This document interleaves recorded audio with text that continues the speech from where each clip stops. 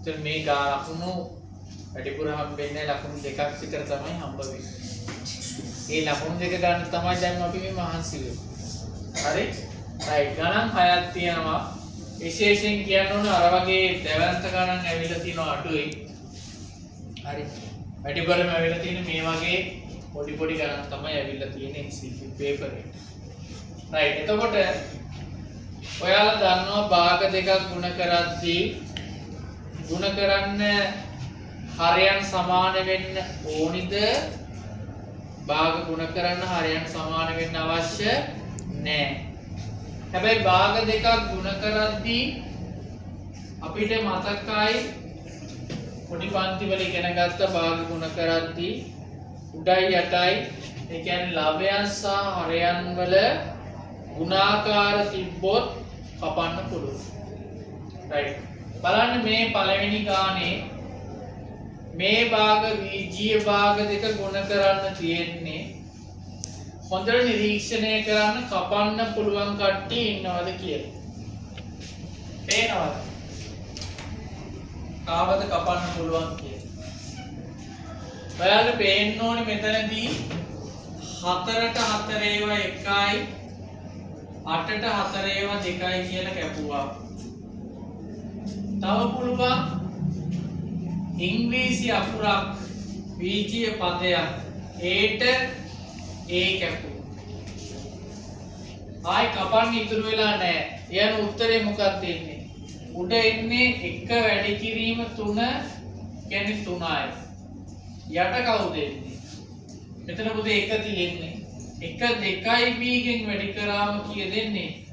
2යි 3යට 2යි b කියන උත්තරේ තමයි පළවෙනි ගානට එන්නේ. බලන්න දෙවෙනි ගාන ඊට වඩා චූට්ටක් විතර අමාරු කරලා තියෙනවා. මේ විජීය භාග දෙක ගුණ කරද්දී ගොඩක් දේවල් කැපෙනවා. මේ බලන්න කැපෙන විදිය. මෙතන 2ට 2 ඒවා 1යි 8ට 2 ඒවා 4යි කියලා මම කැපුවා. තවත් විදියට කිව්වොත් මෙතන මේ බීට මේ බී කපන්නත් පුළුවන්. එතන මෙතන අවසාන එකක් ඉතුරු වුණා මෙතන 4ක් ඉතුරු වුණා. ඔන්න තවත් කැපෙනවා. 3ට 3 ඒවා 1යි 18ට 3 ඒවා කීයද? 6යි. තව කවුරුත් කැපෙන්නේ නැද්ද?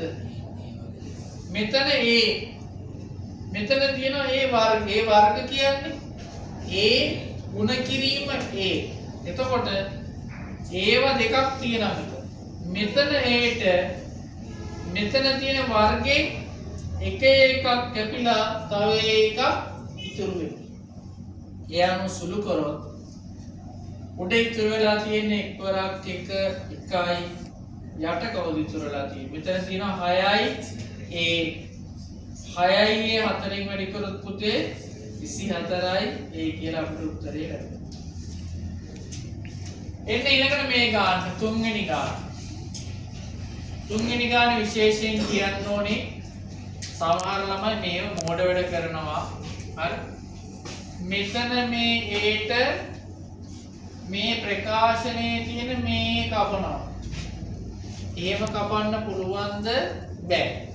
ප්‍රකාශනයේ අඩංගු දේවල් එහෙම කපන්න බැහැ. හැබැයි මෙහෙම දෙයක් මේ කාණේ තියෙනවා. මොකක්ද? මේ විජීය භාග දෙක ගුණ කරද්දී ඔයාලට පේන්න ඕනි මෙතන තියෙන ඒරින 3 කියන ප්‍රකාශනය. මෙතනක් තියෙනවා ඒරින 3 කියන ප්‍රකාශනය. මොකක්ද කරන්න පුළුවන්? මේ ඒරින 3 කියන ප්‍රකාශනයේට ඒරින 3 කියන ප්‍රකාශනයම කපලා තවත් කපන්න පුළුවන්. තව කපන්න පුළුවන් කාවද? මෙතන 2ට 2 ඒවා 1යි 8ට 2 ඒවා 4. කපලා ඉවරයි. මේ මෙතන මුකුත් නෑ නෙවෙයි කවුද ඉන්නේ?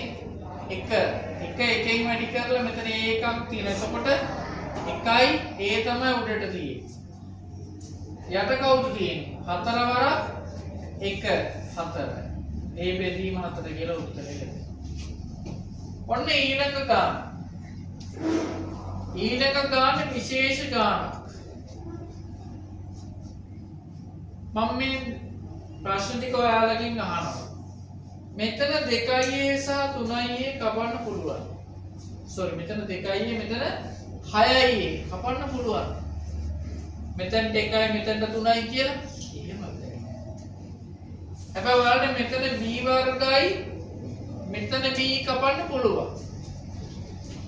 මේ මොන දේ කරන්නත් කලින් මේ ගාන විශේෂ ගාන. හේතුව ඔයාලා දැක්කද මේ ප්‍රකාශනයේ සාධක වෙන් කරන්න පුළුවන්. එතන සාධක වෙන් කරන්න පුළුවන්. එතන සාධක වෙන් කරොත් එම්ම සාධක වෙන් කිරීම පාඩම පටන් ගන්න කලින් කියලා දුන්නා. මෙතන ගන්න පුළුවන් පොදු සාධකයේ කවුද? 6 ගන්න පුළුවන් නේද? right. 6 ගත්තොත් කවුද ඉතුරු වෙන්නේ? කවුද ඉතුරු වෙන්නේ? A ධන දැන් බලන්න. දැන් මොනවාද කැපෙන දේවල්? දැන් නැවතත් අහනවා මම ඔයාලගෙන් මෙතන 2a ධන 5ට මෙතන a ධන 5 කපන්න පුළුවන්ද? බැහැ. පොඩි අවුලක් තියෙනවා. මොකද්ද? මෙතන 2a තිබ්බනම් පුළුවන්. දැන් එහෙනම් කැපෙන ටික කියන්නේ මොනවද කැපෙන්නේ? මෙතන b ට b වර්ගයෙන් එකක් කැපුණා. එක b එකක් ඉතුරු වුණා. තව 3යි 6යි පුළුවන් කපන්න. 3ට 3ේම 1යි 6ට 3ේම 2යි. එච්චරයිනේ. ආයි කපන්න විදියක් නැහැ. ඒ අනුව උඩ උත්තරයක් එනවා. මෙතන b තියෙනවා, මෙතන 2 තියෙනවා. ඒ දෙන්න ගුණ වුණාම 2b 2b වැඩි කිරීම a ධන 5 යට තියෙනවා 2a ධන 5 එකෙන් වැඩි කරාම ඒක වෙනවා.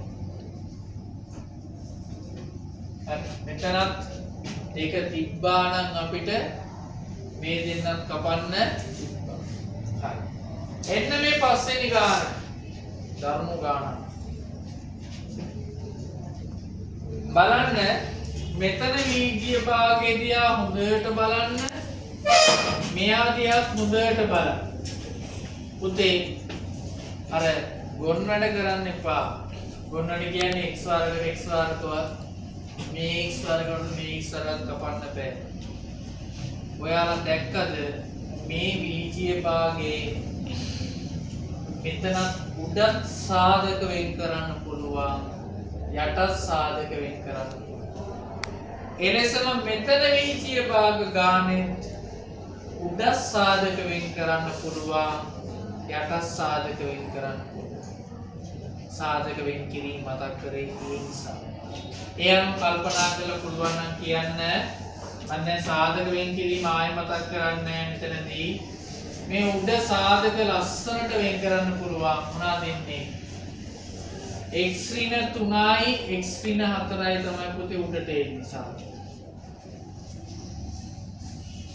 මේ යට උඩ නම් තිබෙන්නේ ත්‍රිපද වර්ගජ ප්‍රකාශනයන්. යට තියෙන්නේ වර්ග දෙකක අන්තරයක්. තේනවද දන්නේ මේ එක කියන්නේ කාගේ කවුද? එකේ වර්ගය. ඒ අනුව මෙතන සාධකේන මොකද්ද? x ධන 1යි x ඍණ 1යි. මොන සාධක පාඩම මතක් කිරීමේ වැදගත්කම. ඊළඟ මෙතන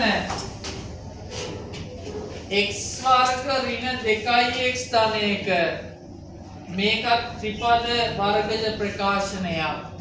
මේකේ සාධක ගත්තොත් අපිට ලියන්න පුළුවන් x ධන 1 වර්ගය ලිව්වත් කමක් නැහැ.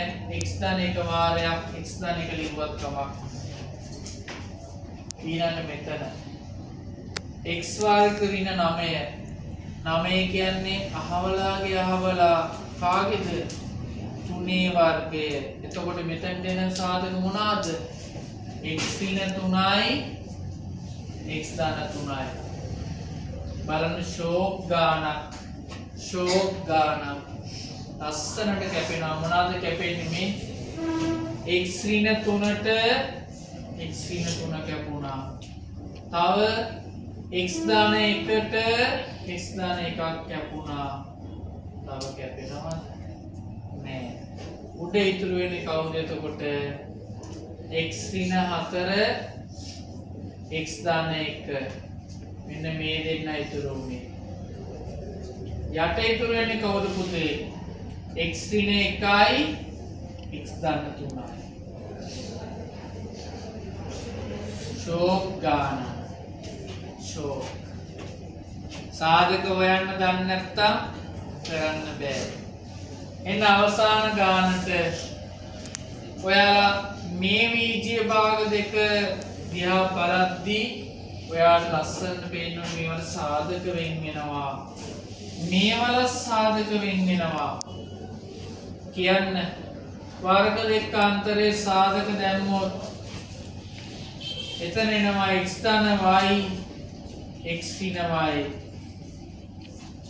මෙතනත් පුතේ ත්‍රිපද වර්ගජ ප්‍රකාශනයක් සාධක වෙන් වෙනවා. මොනවාද එන්නේ මෙතන සාධක? සාධක එන්නේ x ඍණ y සහ නැවතත් x ඍණ y. ඒකමයි.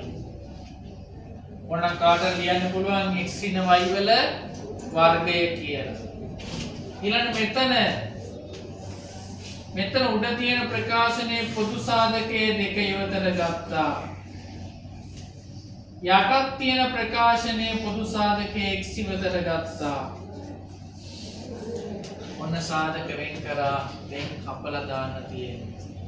උඩයි යටයි කැපෙන ප්‍රකාශන බලන්න මේ x ඍණ y ට x ඍණ y කැපුවා. තව මේ x ඍණ y ට මෙතන x ඍණ y කැපුවා. තවත් කැපෙනවද? x ධන y ට x ධන y කැපුවා. ආයි කපන්න ඉතුරු නෑ. උඩ ඉතුරු වෙලා ඉන්නේ කවුද? අහිංසක දෙක. යට ඉතුරු වෙලා තියෙන්නේ x. පැහැදිලිද? සටහන් කරගන්න.